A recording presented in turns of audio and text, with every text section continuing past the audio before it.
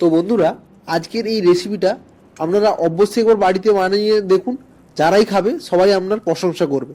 তাহলে চলুন বেশি দেরি না করে ভিডিওটা আজকে শুরু করছি। আমার সঙ্গে থাকুন আর দেখতে থাকুন।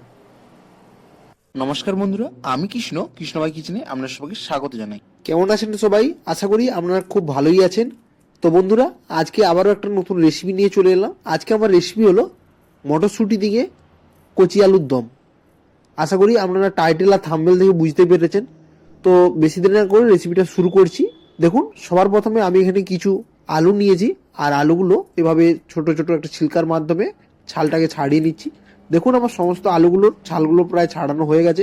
এরপর একটা যে কোনো কাঠি দিয়ে একটা এরকম ছোট ছোট করে ছাঁদা করে নিতে হবে, যাতে এর মধ্যে ভালোভাবে মশলাগুলো ঢুকে যায়।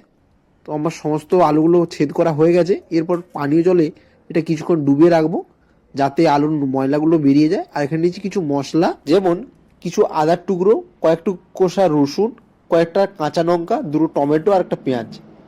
এরপর আমি এখানে নিয়েছি কিছু মটরশুঁটি। এরপর আমি গ্যাসের ফ্লেমটাকে আমি জ্বালিয়ে দিয়েছি। এতে আমি একটা কড়াই বসিয়ে খানিকটা সর্ষের তেল দিয়েছি। তেলটা বেশ করে প্রথমে গরম করে নেব। এরপর একে একে আগে থেকে ধুয়ে রাখা আলুগুলো ভেজে নিতে হবে। এর জন্য সামান্য পরিমাণ লবণ আর খানিকটা হলুদ দিয়ে, 1 চিমটি মতো হলুদ দিয়ে এভাবে নাড়াচাড়া করতে হবে। তো অবশ্যই প্রথমে হাই ফ্লেমে বন্ধুরা একটু ভেজে নেবেন, যাতে আলুগুলো নিচে লেগে না যায়। তারপর লো ফ্লেমে প্রায় 4 থেকে 5 মিনিট ধরে এভাবে ভেজে নেবেন ঢাকা চাপা দিয়ে। দেখুন, আমার আলুগুলো সমস্ত আলু প্রায় ভাজা কমপ্লিট হয়ে গেছে। এরপর আমি একটা থালির মাধ্যমে তুলে নিচ্ছি। এরপর ওই কড়াইয়ে আবার কিছু সরিষার তেল দিয়ে কয়েক টুকরো গরম মশলা দিয়ে দিচ্ছি, যেমন জিরে, তেজপাতা, দারচিনি। এরপর আগে থেকে কেটে রাখা পেঁয়াজ আর একে একে মশলাগুলো দেব, যেমন আগে থেকে বেটে রাখা আদা রসুন বাটা সব একসাথে আমি দিয়ে দিছি। এরপর মশলাটাকে ধিমে আঁচে, লো থেকে মিডিয়াম আঁচে এগুলোকে কষাতে হবে। এরপর আমি আগে থেকে বেটে রাখা টমেটোটা এর মধ্যে দিয়ে দিচ্ছি।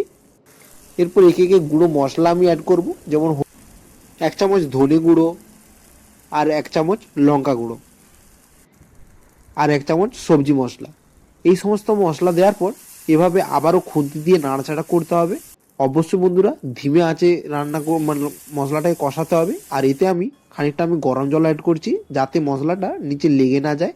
এরপর মশলাটাকে বেশ করে ফুটিয়ে নিতে হবে। এর মধ্যে আমি আগে থেকে মটরশুঁটি যেগুলো ছাড়িয়ে রেখেছিলাম সেগুলোও দিয়ে দিচ্ছি। এরপরে খানিকক্ষণ নাড়াচাড়া করে সামান্য পরিমাণ স্বাদ অনুযায়ী লবণ অ্যাড করব। এরপর থেকে 2 থেকে 3 মিনিট ধরে আমি এটাকে ঢাকা দিয়ে রাখবো, যাতে মশলাটা বেশ করে কষানো হয়ে যায়। দেখবেন মশলা থেকে গাঢ়ত্ব হয়ে এসছে আর মশলাটা কালার চেঞ্জ হয়ে গেছে। তো তখন বুঝে যেতে হবে যে মশলাটা প্রায় কষানো হয়ে গেছে। 2 থেকে 3 মিনিট পর মশলা কষানোর পর এতে আগে থেকে ভেজে রাখা আলুগুলো সমস্তগুলো দিয়ে দিতে হবে। দিয়ে চামচ দিয়ে নাড়াচাড়া করতে হবে। নাড়াচাড়া ততক্ষণ করতে হবে যতক্ষণ না মশলা থেকে তেল ছেড়ে এসছে। প্রায় 5 থেকে 6 মিনিট ধরে এভাবে লো থেকে মিডিয়াম আঁচে রেখে এটাকে মশলাটাকে কষিয়ে নিতে হবে। দেখুন, আমার কষানো কমপ্লিট হয়ে গেছে। এতে আমি আগে থেকে যে উষ্ণ গরম জলটা করে রেখেছিলাম সেটাই আমি অ্যাড করলাম। আপনারা আপনাদের পরিমাণ মতো জল অ্যাড করবেন। এরপর আমি এটাকে ঢাকা দিয়ে দেবো। আর এখানে আমি কিছু ধনেপাতা কুচি নিচ্ছি রান্নার জন্য। তো যেহেতু এখন যে কোনো সবজিতেই ধনেপাতা উপর থেকে দেওয়া হয়, তো ধনেপাতা দিলে রান্নার টেস্টটা বন্ধুরা খুবই ভালো হয়। এরপরে ঢাকাটা প্রায় আমি 5 থেকে 6 মিনিট মতো আমি এটাকে ঢাকা রেখেছিলাম। দেখুন, এতে আমার আলুগুলো প্রায় সেদ্ধ হয়ে গেছে। আর রান্নাটা কত সুন্দর বন্ধুরা একটা কালার এসছে, দেখতেই পাচ্ছেন।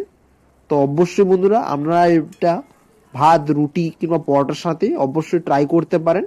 আর এতে আমি 1 চামচ সবার শেষে গরম মশলা আমি অ্যাড করে দিচ্ছি। তো দেখুন কত সুন্দর একটা কালার এসছে বন্ধুরা। আপনারা অবশ্যই বাড়িতে একবার ট্রাই করবেন, খেতে অবশ্য দারুণ লাগে। আর এতে আমি আগে থেকে কুচিয়ে রাখা ধনেপাতাগুলো উপর থেকে আমি ছড়িয়ে দিচ্ছি। তো বন্ধুরা, আমার রিকোয়েস্ট রইল আপনারা অবশ্যই আমার মতো একবার বাড়িতে বানিয়ে দেখুন। অবশ্যই আপনারা সবাই প্রশংসা করবে। আশা করি আজকের রেসিপিটা বন্ধুরা অনেক ভালোই হয়েছে। আর যদি আপনাদের ভালো লেগে থাকে তো অবশ্যই ভিডিওতে অবশ্যই একটা কমেন্ট করে যাবেন। আর চ্যানেলে যদি নতুন বন্ধু হয়ে থাকেন চ্যানেলটিকে অবশ্যই সাবস্ক্রাইব করবেন। আবারও বন্ধুরা দেখা হচ্ছে নতুন একটা ভিডিও নিয়ে, ততক্ষণের জন্য ভালো থাকবেন, সুস্থ থাকবেন, ধন্যবাদ।